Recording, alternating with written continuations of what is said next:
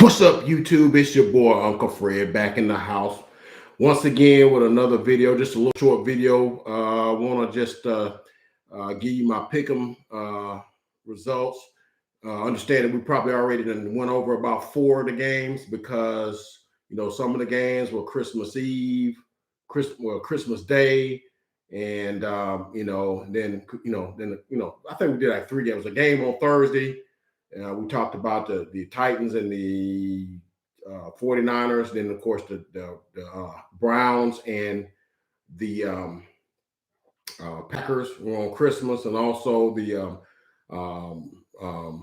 Cardinals and the um, Colts played on Christmas. And so we've already gone over those games. So go and hit that like, comment, and subscribe. Become a part of Uncle Fred experience. I promise you won't be disappointed. Tell your friends about Uncle Fred. Hit the likes. That gets the algorithms up, and that's get more views. Maybe they'll shoot me a little change. That's just kind of how that thing works. Anyway, so all the NFL Week 16 games are in. Didn't do 11-5 this week. I went 9-7. Okay. 9-7. Some weeks, some years that'll get you in the playoffs. But it have to be, but not every year. That'll, so we ain't really happy. But there was some very stunning upsets we're gonna talk about. We'll talk about a couple of them. We're not gonna really trouble you long on this video. We're just gonna kind of, just kind of hit the high points and give you the scores and a couple of high points, and we're gonna be gone. All right. First game, of course, tonight. The Miami Dolphins traveled to Mercedes-Benz Dome to the New Orleans Saints. Played a sort of a disheveled New Orleans Saints team that was missing. I think I read somewhere they were down to their 7th offensive tackle. Their first offensive tackles that they normally have a Pro Bowls, and they haven't had them for a while. So they're down to their 7th tackle. They're down to their 4th quarterback because Ian Book started. Wasn't even Trevor Siemian. Wasn't even Tyson Hill. So they're down to Ian Book making his first start with some backup number 7 tackles with that Miami Dolphins defense. And you can just imagine what happened with that Brian Flores-led defense. So we know the game really wasn't much to it. It wasn't really much to look at. It's really a tight defensive game. A lot of good hitting. Ian Book was sacked 8 times in the game. Just looked totally inept and a couple of picks. Tua was good enough. I believe he threw for 198 yards and 1 touchdown, and threw a bad pick in the 3rd quarter. Threw a deep one that wasn't open, and I was thinking to myself, he must think he's still at Alabama, throwing to like Ruggs and Judy and Devontae Smith, who was running wide open against corners who ain't even gonna be in the NFL. So yeah, he threw that, and I'm like, man, guys ain't running that open in the NFL. So it was picked off, but it didn't really hurt them. And I guess when your defense knows that the other team can't move the football, I guess you can take some chances and everything. But Jalen Waddle did not know this. But further on Tua, before we get to Waddle, Tua, I've read somewhere that the last 5 games he's completed 75% of his passes, 8 touchdowns, 4 interceptions. And I think, did I say 75%? Yeah, 75, and really has commanded that offense very well. So hats off to him for finally getting that underway. Jalen Waddle had 10 catches for 92 yards and a touchdown. Him and Tua got that connection because they played together 2 seasons, Alabama 18 and 19, and so they had that connect. Now, the Miami Dolphins are the only team in NFL history to record a 7-game losing streak and a 7-game winning streak in the same season. So I mean, so when you start talking about resiliency and, circling the wagons and whatever, some of those things that never give up, never say die attitude, whatever you want to call it. The Dolphins from 2021 is what you want to. So they're now 8-7 and right in the thick of the playoff race right now. Not sure what position they hold right now, but that was a good gutty win for the Dolphins. The Saints, booked through for like 135 yards. Like I said, 2 interceptions. And Kamara was 13 carries and 52 yards. But they were totally inept. I mean, as good a play caller as Sean Payton is, you can't overcome all of that. And they had about 15 players on COVID. So, it just wasn't to be. Dolphins win 20-3. Okay. Then we had the Ravens and the Bengals. And, of course, that's one I missed. I missed that one. When I got the Dolphins and Saints, I picked that one correct. This is one I missed. Ravens and Bengals. I had the Ravens, and I thought the Ravens would have some resolve. But that's when I thought that Lamar Jackson would start. And then I found out the day before the game, not only is Lamar Jackson not starting, heck, Tyler Huntley not even starting. Like, what the heck? I'm like, they're starting Josh Johnson. I'm like, wait a minute. Ain't that the same Josh Johnson that played for the Jets like a month ago? So he's gonna play for he's gonna play for the Bengals. Play for the Ravens against the Bengals when he played for the Jets against the Bengals a month ago. The heck did they do that at? So I guess they let him go, whatever, after Zach Wilson got healthy or whatnot, and they released him, and the Ravens picked him up. I think they picked him up like the other day. But heck, he threw for 304 yards and 2 touchdowns. So but the story of the game was Joe Burrow. Joe Burrow was slinging that thing, boy. He was slinging that thing. Joe Burrow was 37 out of 46 for 525 yards, 4 touchdowns, no interceptions. Yeah, you heard me right. 37 of 46. That means he threw in 30 passes. He threw only 9 incompletions. That's like probably an 85% completion percentage for 500 yards. That probably is the highest completion percentage for a 500-yard play. It's the third highest passing game in the history of the NFL behind, I think, Norm Van Brocklin and Warren Moon, if I'm not mistaken. Y'all can correct me if I'm wrong on that. But yeah, and then of course now, if somebody's throwing for 525, that means the receivers had a field day. It was led by T. Higgins, had 12 catches, 194 yards, and 2 touchdowns. Jamar Chase, 7 catches, 125 yards. Tyler Boyd, 3 catches, 85 yards, and a touchdown. So he was just spraying that thing all over the place. So, and it was close early because the Ravens was scrappy, man. But as many players as they down to a quarterback that was on the scrap heap. Josh Johnson was 28 of 40, 304, 2 touchdowns and an interception. I mean, that's pretty good. But the Ravens had been decimated on the defensive end. Corners, they're down to their 4th and 5th corners. Corners is on the practice squad are playing. So really, that's a very depleted secondary. And so I'm going to say this, and it's an old Uncle Fred thing. We'll get on to the next games.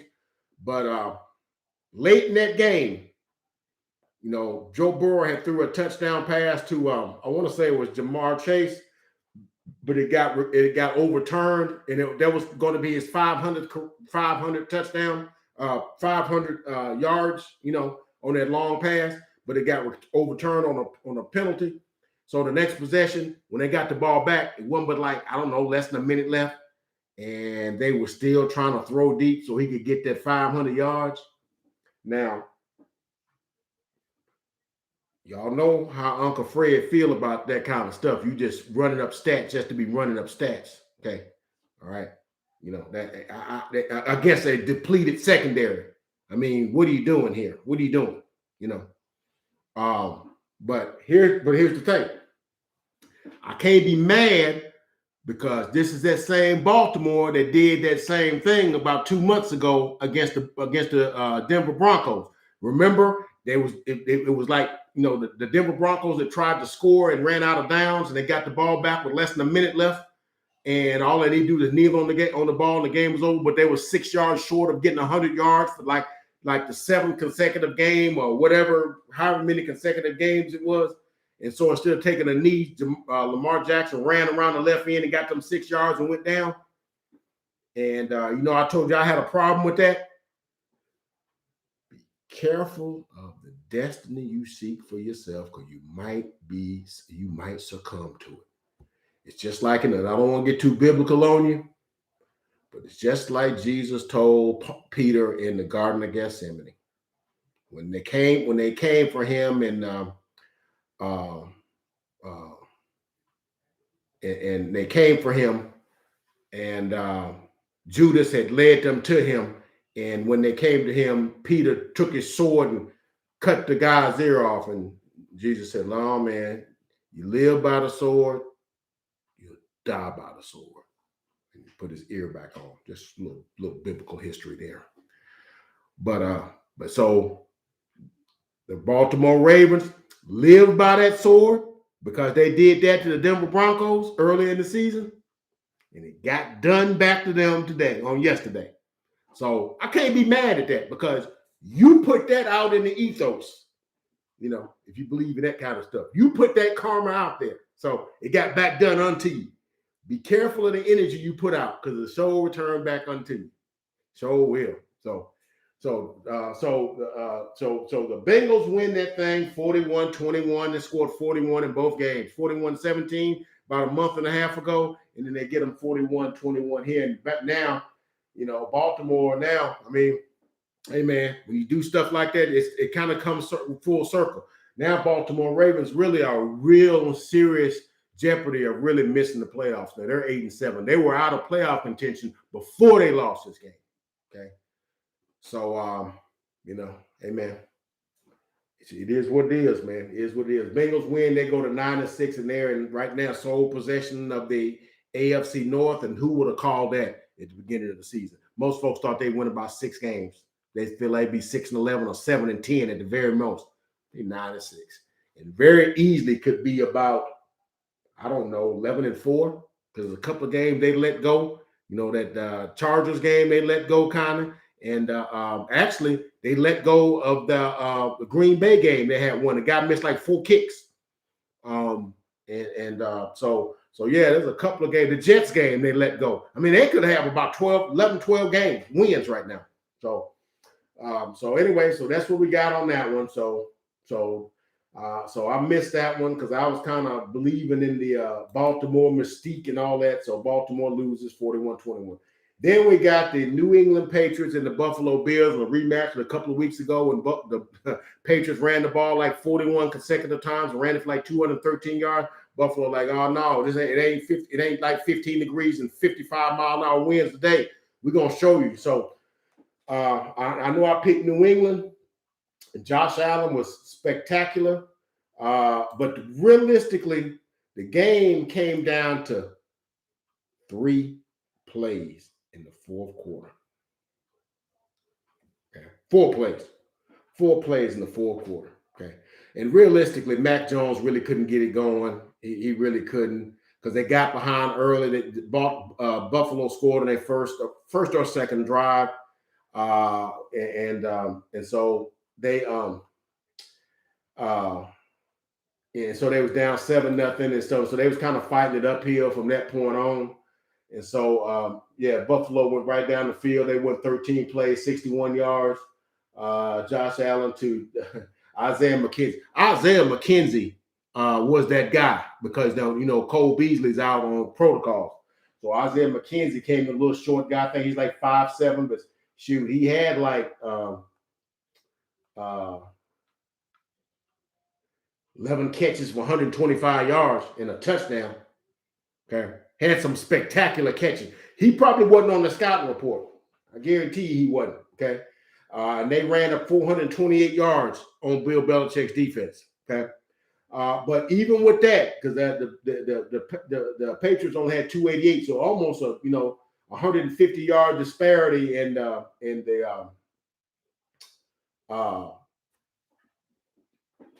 total yardage. But it came down to 4 plays. Okay. On the drive, once they got the put ahead touchdown, because they were up 26-21. Okay. And if the Patriots got to stop here, they could have. It was just like the last week when they played the Colts. Had they got to stop Jonathan Taylor from running off of 67 yards on Lamper, they probably win that game, because it's within 4 points and they got the ball and they can just go down and score a touchdown if they could. But just like here, they had first play or second play of that drive. I think it was like 5-6 minutes to go in the fourth quarter. Josh Allen throws over in the right flat. I think he was throwing for Diggs, threw it high. And I want to say it was J.C. Jackson had the interception in his hands. And if he catches that, he walks in the end zone and they go up 28-21, 28-26. But it goes right through his hand. I mean, it was like boom, boom. And I'm like, oh, man, he could have. And he missed it. Many times you got a chance to get somebody and don't get them. Many times that team comes back and gets you. So they get 8 yards on the next play, and then it's 3rd and 1. And they stuff Josh Allen or stuff Mavin Moss on the running play, and it was 4th and 1. And Josh Allen takes a quarterback sweep, and I think it was Ninkovich. I think Ninkovich is number 50. They diagnosed that play right. He just missed the tackle. Josh Allen was just too strong from him running wide. And he just grabbed for his legs and couldn't get him down. And he ran for that first down. Then on 3rd down, on the next set of downs, it's 3rd and like 10. He flips a pass to Diggs in the middle of the field, who runs for like 15 yards and gets down inside the red zone. And I'm like, wow, them 2 plays. And then finally on 3rd and goal, it might be 3rd, it might have been 4th and goal. They stuff him. And then he runs to the side and just flips it in the end zone, flips it like this. Because really Josh Allen is right-handed. So if he runs left, really you can pick. But he flips it with his right hand to Justin Knox in the end zone. It's the one of them Patrick Mahomes type trick flip plays or whatever. He was going to tackle him, but he flipped it to them. And I was like, wow. So them 3 plays, and in addition to the J.C. Jackson missing that interception, them 3 plays are the difference in them possibly winning that game. But let's not reduce that game down to those 4 plays. Buffalo dominated them, and the difference in the game was the quarterbacks. Josh Allen is just dynamic. He can make every throw in the book. He's big. He's strong. He's 6'4", 250, and can throw it from one side of the field to the other.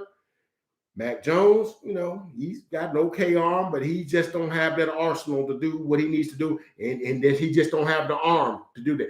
And then New England, if you're going to beat them, you jump on them early, because they're just not built to come from behind. So they win that one 33-21. New England drops 2 in a row. They dropped to 9-6. Buffalo dropped to 9-6, but now they have the lead in the division due to conference win or strength of something, whatever. But they got the right now, so their lead. So New England had the division in hand, but now, and 2 close losses to the Colts and to the Bills, now they're looking at wild cards. So that's that one. So Mac Jones threw for 149 yards and 2 interceptions. Now my man Damian Harris, 18 carries, 103 yards and 3 touchdowns. His own thing kept them going. Okay, so New England loses that one. Okay, so moving on. The Lions and the Falcons. Falcons win 20-16. Another one I missed. I thought the Lions would win their 2nd in a row. When I talked to them, I said, surely they can't win their 2nd in a row. And I said, but I think they will. They had their chance. They turned the Falcons over late and got the ball back, drove down to like the 20-yard line with like maybe 15 seconds left. And Boyle, who started for Goff, I don't know what's going on. I don't know if Goff's in protocol, but this Boyle, the same dude that started on Thanksgiving, Boyle, threw it right to one of the Falcons linebackers, threw it right to him. And I'm like, dang. And I mean, because they scored as 23-20, you know. But the Falcons win 20-16. Then the another one that I missed, the Jaguars and the Jets. The Jets win 26-21. Even though Zach Wilson only threw for 102 yards, but he ran for 91, including a 52-yard touchdown run to open up the first quarter. I mean, he just kept running, and you thought he was going down. He kept running and kept running until he got to the end zone. I'm like, a 52-yard run by a quarterback that ain't Mike Vick, that ain't Lamar Jackson, or ain't Josh Allen. But he showed he had some wheels there. And then this guy, Barrios, had a 100-yard kick return. And even with that, the Jaguars had a chance. They drove down to like the 4-yard line with seconds remaining. And Trevor Lawrence had a 4th down in the end zone, looking for Marvin Jones Jr., and it got knocked away. And just like that, you know, Jets win their, 4th game? Yeah, they're 4-11. Who knew? Okay. Trevor Lawrence, 280 yards, and didn't no touchdown receptions or catches or nothing like that. So I missed that one. So I ain't gonna talk too much about that one. Then we got the another one I missed. I'm missing all these were upsets. You know, all these were upsets. You know, I missed the Lions and the Falcons. I'm like, you know, I just thought the Lions had momentum. You know, really, I picked the upset there, but then you know that the Jaguars were favored over the Jets, but they lost. And then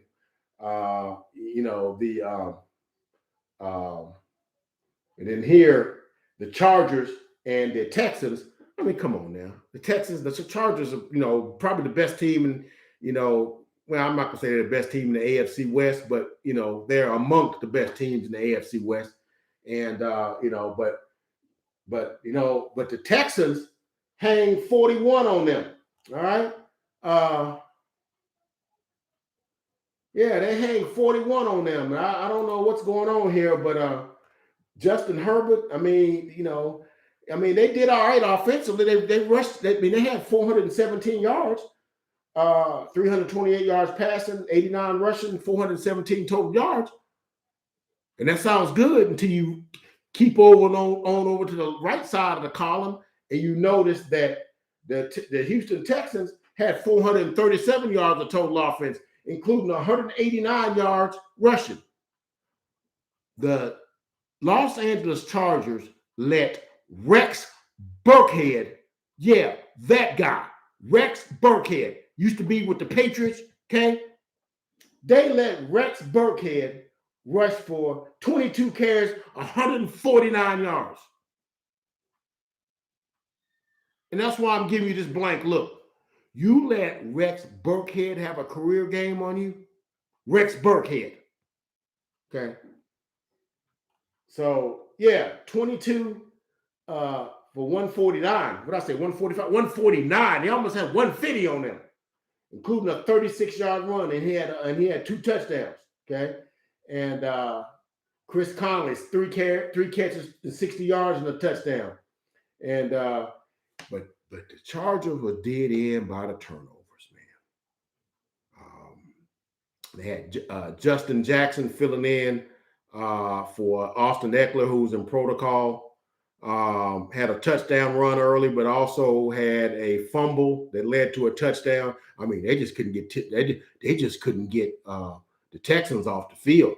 Texans had like 20 how many first downs? I saw that somewhere, I can't remember.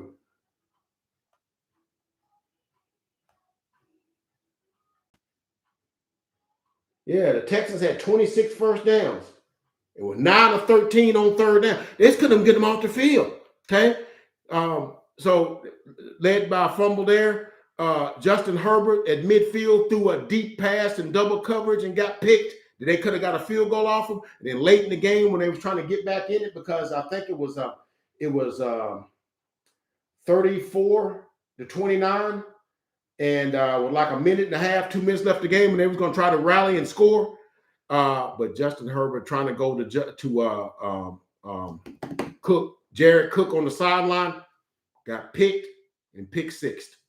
And he ran it back for a touchdown and made it 41-29. And that, for all practical purposes, that ball game's over. But you know what, though?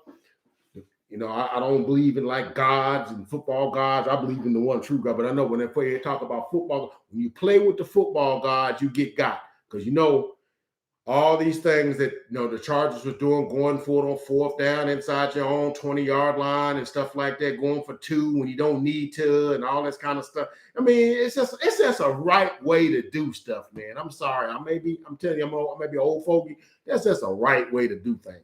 When you consistently do things the wrong way, you know, I just think that thing catches up with you at some point, man. I'm sorry, but this is one of them games that you said, I'm sure they was favored by like 8-10 or whatever, because you play in Houston. Like my man Chris Berman said, that's why they play the games, you know, and just don't go by what the record says. And you know, but the Chargers lose 41-29, and you know, so that's that. So that's one I missed too. And the Rams and the Vikings. I'm gonna talk about that one too. Rams and the Vikings. And this is one of these games where people, you know, everybody got this thing, and the Rams win 30-23, but that's not the story. The story is, well, there's a couple of things. First thing in the game is I know I'm an old fuddy-duddy, and you know I love me some Justin Jefferson. And I know he's been going on this thing about, you know, I know he looks at Odell Beckham like that's his granddaddy, that's the OG, because they both all came from LSU, and that's like a thing, him and Jamar Chase, and now, I get it. But you can't come to the stadium wearing an OBJ shirt and you're playing him. I'm sorry. I ain't with that, okay? I'm just not, okay?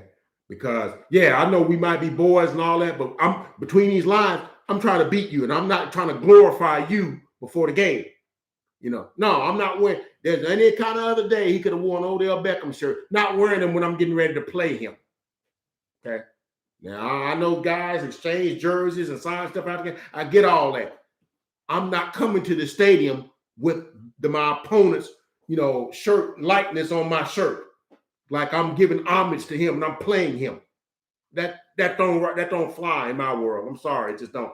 But they did that and that sort of thing.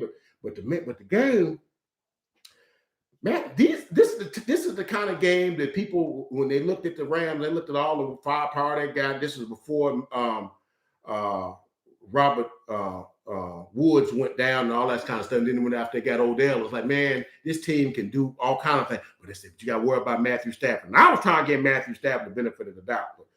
But as the season's going on, I know he had a good game here, a good game there. You know, he had a good game against the Cardinals a week ago and whatnot. And he, you know, but he had 3 interceptions in this game, some bad interceptions. First one he threw trying to hit Sony Michel in a flat in his own part of the field, got picked to Anthony Barr, and they got a touchdown off of that. Another one, he threw in the middle, again in his own part of the end zone, got tipped up in the air, again to Anthony Barr, ran it down to the 1-yard line, and they gave, you know, let Minnesota get a 1-yard touchdown run by Alexander Madison. And that kept them close, okay? And really, if it had not been for my man Powell running back a 60-yard punt return, they might have lost this game. And really, the game that sealed it for Minnesota was Odell Beckham getting a 1-yard touchdown pass in the third quarter that put them up by 2 scores. Maybe fourth quarter, put them up by 2 scores. Don't let me start lying to you. Don't let me lie to you.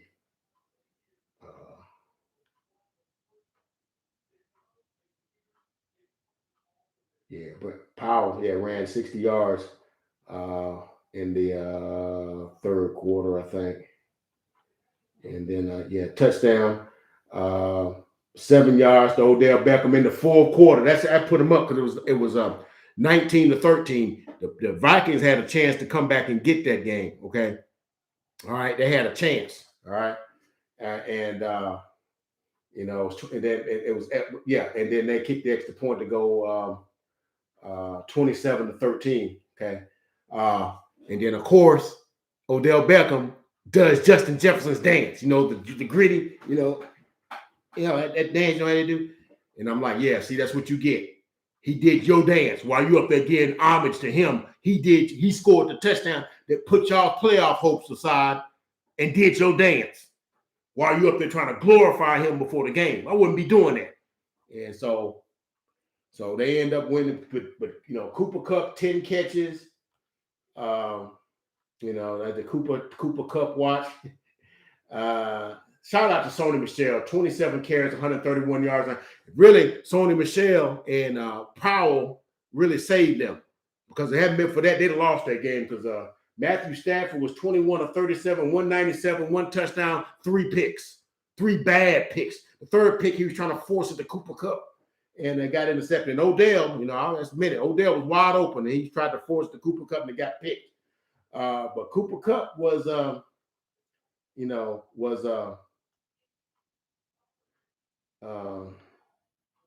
10 catches, 109 yards, no touchdowns. So that means he has 134 catches for like 1,700 yards, 1,700 and like 60 yards. And, so 134 catches, 1,760 yards. So I'm trying to keep up with that, see if he can get that 2,000. So he's going to need like 240 yards in 2 games. He could do it, but it's going to be tough. It's going to be tough. He could do it. And so that's what's up. So the Rams win 30-23.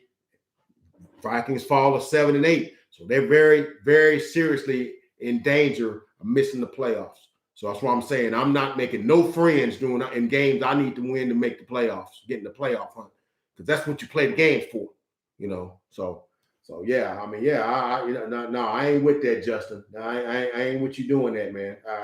I'm old school and all that kind of stuff, but I don't play that. I don't play that. Okay. Tampa Bay wins over the Carolina Panthers 32-6. Look, I'm gonna say this. I'm not gonna even go into anything in this game. I think Tom Brady threw for 232 and a touchdown, no interceptions. Keyshawn Vaughn had a 55-yard touchdown run early in the game. I think AB had like 110 yards on 10 catches or something like that. Was like I think he was like targeted like 15 times and whatnot. But look, I'm gonna say this now, and I know I'm gonna get in trouble with the Twitter police and the Twitter, all the cancel culture and all that kind of thing. Can we just admit Cam Newton's not good anymore? He's just not good. He's garbage. He's not good, man. I think he was like 7 of 13 for 61 yards and a pick. Threw a bad pick early. Got tipped in the air and picked. I'm like, it's 7 of. What are you gonna do with that? Got replaced by Sam Darnold. He wasn't no better. He's 15 of 32 for like 140 yards. I think he threw a pick too. He's not good either. I know it was fashionable about a month ago. Okay, I'm back. I know all that. I get all that. But he started 5 games. They lost all 5. All of those teams weren't necessarily teams that were better than them. Washington football team categorically really not better than them, but they lost. They got smoked really in that game. And then as far as there's a lot of other ones, they got beat. They won. And I know everybody wants to get on the head. No, we rallying for Cam. Cam's not good. I'm sorry. He's not good. He's not a good quarterback. He would do himself a favor to go on and retire, because he's healthy. He had the whole offseason to work on different things. He's not good. Just get to that. Let's just face that. And sometimes you got to get to the realization of things. He is not good. Now you might say that the team's not good. Okay, they may not be all that good, but you could be good in your role. He's not. He's been awful in every possession I saw him in. I watched a good bit of that game Sunday. He was not good. Now, he had a nice like 25, 30-yard run early in the game. And I'm like, okay. Then he missed the guy on a touchdown. He fell down. Chuba Hubbard fell down. But that was it. That was the wad that he shot. That was it. Rest of the game, he was getting sacked, throwing in the coverage, throwing the ball in the dirt. He just wasn't good. You know how bad he had to be to get replaced by Sam Darnold? He wasn't good. Tampa Bay wins 32-6, but Shaq Barrett gets hurt. So the injuries starting to pile up for Tampa Bay. So, and then they put Mike Evans on the injury reserve, so he might miss the rest of the season. So, it ain't looking too good for that repeat coronation. I put that on hold for right now. So next game, the Bears and the Seahawks. I had the Seahawks. You know, heck, I didn't know the game was going to be in Chicago. It actually wasn't in Chicago, but if you saw the game and the snow's all over the field, you would thought you was in Soldier Field. But the Northeast, the Northwest gets hit by a blizzard and the field was covered. Seahawks had the game won. It's up 24-17. And, Russ could not kill the clock, and he got turned over on downs or whatever. They couldn't convert, and they gave the ball back to Chicago and Nick Foles, BDN. Y'all get that lady. You go on Twitter and you know what BDN stands for Nick Foles. You know what I'm talking about. He's a cult hero. BDN. But anyway, he engineers a touchdown drive and hits ironically enough, he hits Jimmy Graham in the left corner of the end zone to tie the game up. Or would have tied the game up. Former Seahawk Jimmy Graham. That had to feel good to do that for Jimmy. Because he was playing for them like a couple of years ago. He's playing for Seahawks, May have been playing for them last year. But yeah, Nick Foles, Mr. BDN, he engineered a 6-play, 80-yard drive with a 15-yard pass to Jimmy Graham in the end zone, and then the kick the extra point. And my man Matt Nagy said, "No, man, with the heat I'm facing, man, I'm going for 2. I'm going for broke." So they lined up. Foles goes back to pass. Can't find nobody. Moving around. Finally, he hits Demir Bird in the middle of the end zone amongst like 3 Seahawks. And I'm like, there's no way he got his feet down in bounds. All them guys, I'm sure they could. When he jumped in there, he should have just pushed him out of bounds. No, he got his feet down. 2-point good. And the Bears win 25-24. And the Seahawks fall to 5-10. Say it ain't so. Russ, Pete, what? 5-10? The Bears come into the 12th man and beat them. Okay. Nick Foles was 25, 24, 35, 250, and 1 touchdown. Okay. And but hats off to Rashad Penny for the Seahawks, going 17 carries, 135 yards and a touchdown. But Russ was not good. 16 to 27, 181, 2 touchdowns on sort of a whole hum game. And they go to 5-10. And so that's that for them. And so they win. And then finally, and then the Denver Broncos and the Las Vegas Raiders win 17-13. I had that game. So it wasn't really much in that game, except that game, the Broncos losing that game had something to do with the Cowboys winning that division. So whatever they helped us win the division. The Raiders did, or the Broncos losing it, whatever the case, whatever, we're happy for you. And the last game we're going to talk about is the Pittsburgh Steelers and the Kansas City Chiefs. And I'm going to close my segment off with this. Now, I picked the Chiefs in this game, but I thought it'd be a tough game because I was banking on the Steelers' mantra, their moxie, their guts, their heart, their attention to detail, the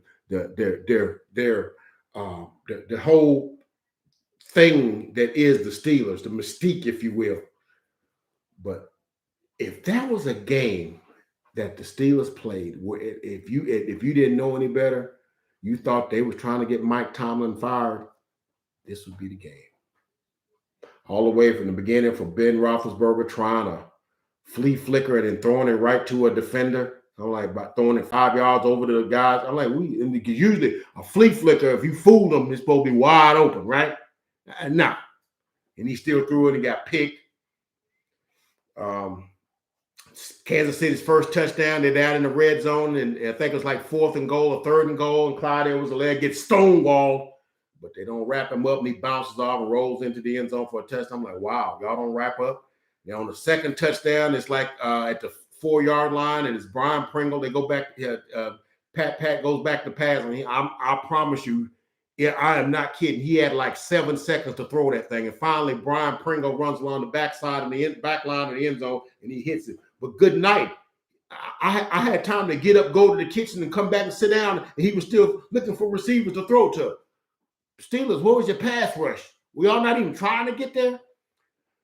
Then on the third touchdown, he goes to Mecole Hardman on the left sideline. I think it was like an 8-yard completion, and he runs through and jukes out about 5 Steelers. Nobody's trying to make a tackle. He gets in the end zone. I'm like, the heck is going on with the Steelers? And then on the 4th touchdown, yeah, I ain't making this up. Brian Pringle again catches a pass over the middle like a screen pass, a middle screen, and runs through like 7 Steelers, spins and stuff, and gets to the end zone. I'm like, good gosh, ain't nobody tackling? And then when the Steelers did have the ball, I mean, they're down 23-0, and Roethlisberger throws it to Deontay Johnson over on the left. Over on the left, about a 15-yard completion, run it, and then just drops the football. I mean, he's caught it, running with it, and just drops it. Just like, whoops, I don't want this, and just dropped it. And then, pounding the turf like, dang, man, come on, man. Y'all just ain't in it from the jump. Then on the very next possession, they throw to him, and it's just a drop. And I'm like, wow, y'all just not here today. So we have the Steelers lose 36-10. Ben Roethlisberger. Let me give you the nasty stats here. I mean, here's the stats on that. Roethlisberger was 23 of 35 for 159. He threw the ball 35 times, only got 159 yards passing, 1 touchdown, 1 interception. They even brought Mason Rudolph in late in the game when it got out of hand, 5 of 8, 35 yards. Pat was 23 out of 30, 258, 3 touchdowns, no picks. Williams, 11 carries, 56 yards. Yardage, they 381 to 303. It's just,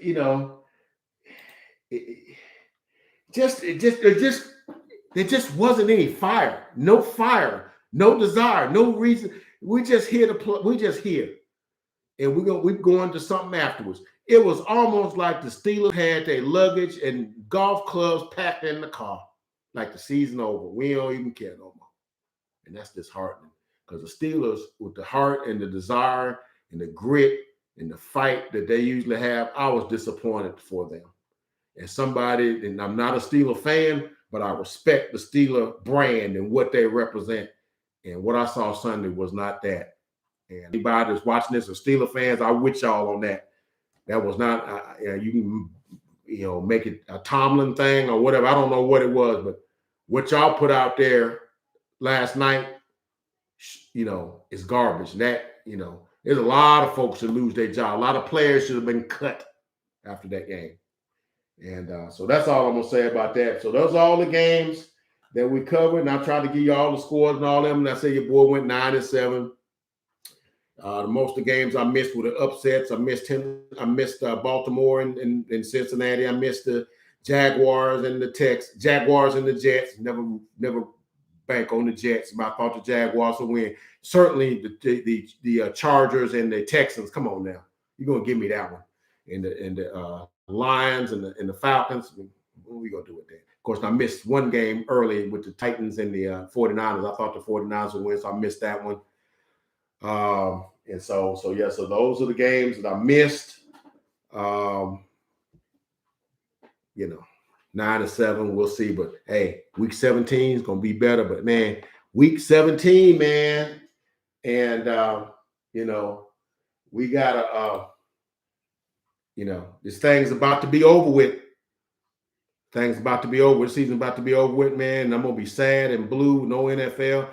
But luckily enough, I got enough NBA content to get us through to and then I got some college football playoff stuff I'm gonna get into this week because there's a big game this weekend. So I'm gonna be a couple of videos leading up to that I'm gonna be doing. So anyway, 9-7, good week in the NFL. Not good for your boy in terms of what I did, but any week in the NFL is a good week. So go ahead, like, comment, and subscribe.